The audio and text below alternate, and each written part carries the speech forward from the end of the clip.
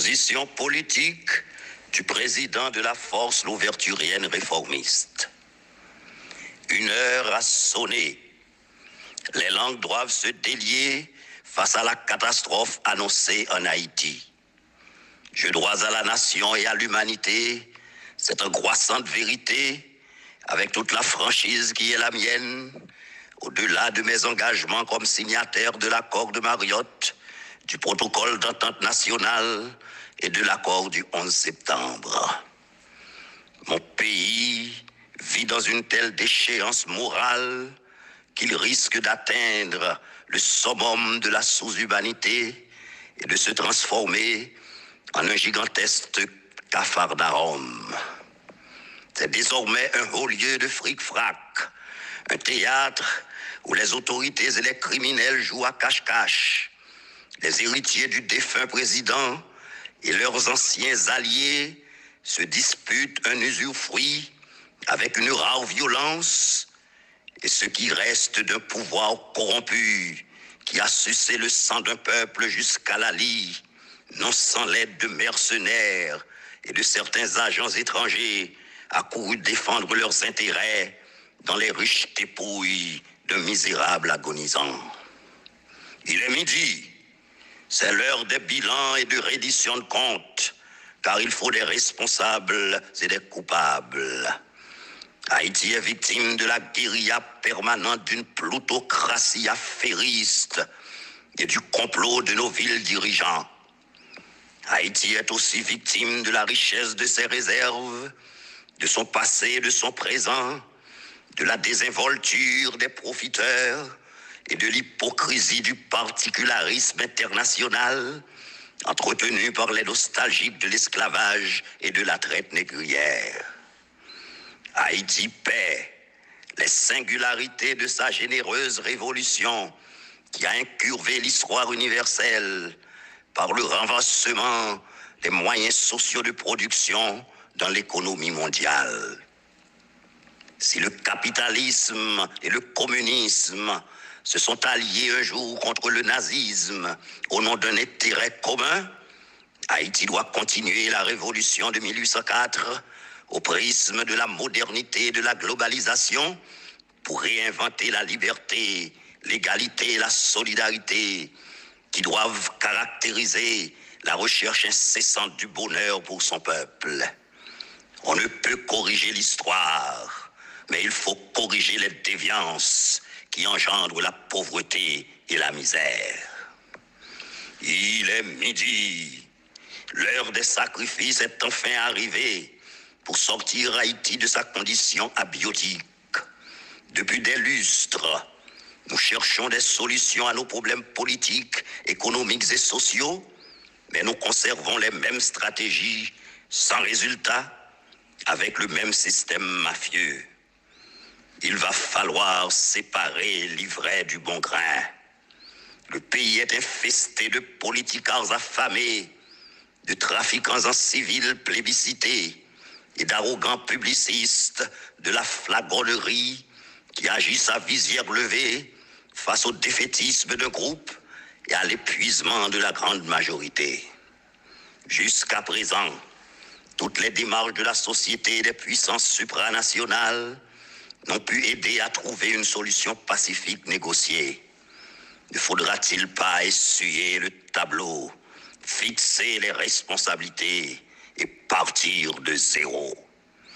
Dans cette pétrolière où l'incapacité des autorités est flagrante, personne semble n'être tenu.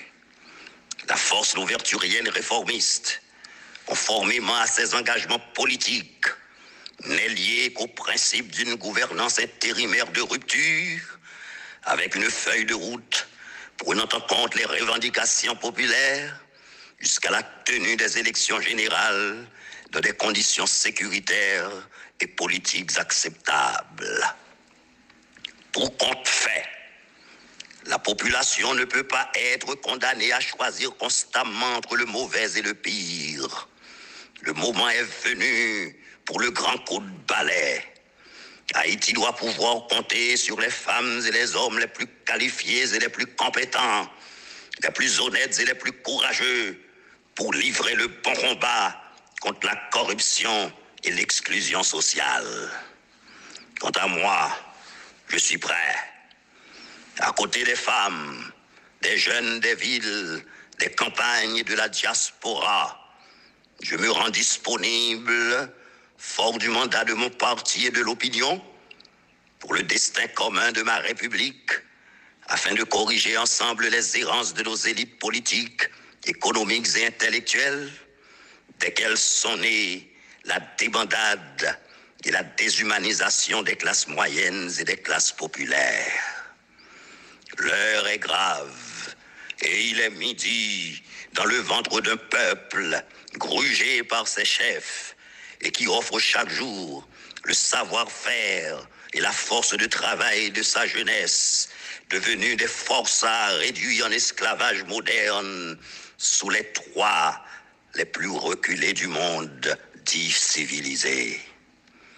Rien ne changera dans ce pays sans une reconversion de la mentalité, sans le rétablissement de l'ordre et de la sécurité avec la force de la loi, l'organisation du travail, de l'éducation et de la santé.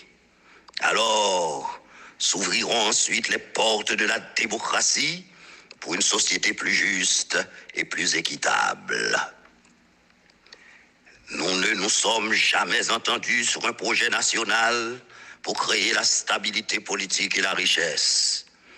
La force louverturienne réformiste est prête, autour d'un leadership collectif éclairé, pour une grande coalition des forces progressistes républicaines, afin de faire échec aux adeptes du chaos, aux partisans du statu quo, et en vue d'enlever à la camarilla internationale et à la racaille nationale leur mainmise sur nos affaires publiques.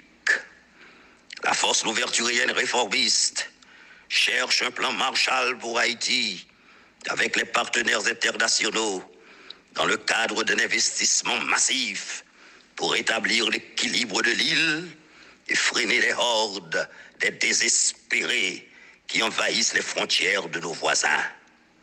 J'invite les hommes et les femmes de bonne volonté de l'intérieur et de la diaspora à cette entreprise patriotique pour construire ensemble un nouveau pouvoir politique de service en assumant ensemble les charges suprêmes de l'État au bénéfice des Noirs et des mulâtres, des citadins et des paysans qui constituent l'essentiel de la population haïtienne. Il est midi, c'est l'heure de l'équilibre et de l'harmonie. Il est midi, les travaux pour la construction de la nouvelle Haïti doivent commencer. Ensemble, maintenant.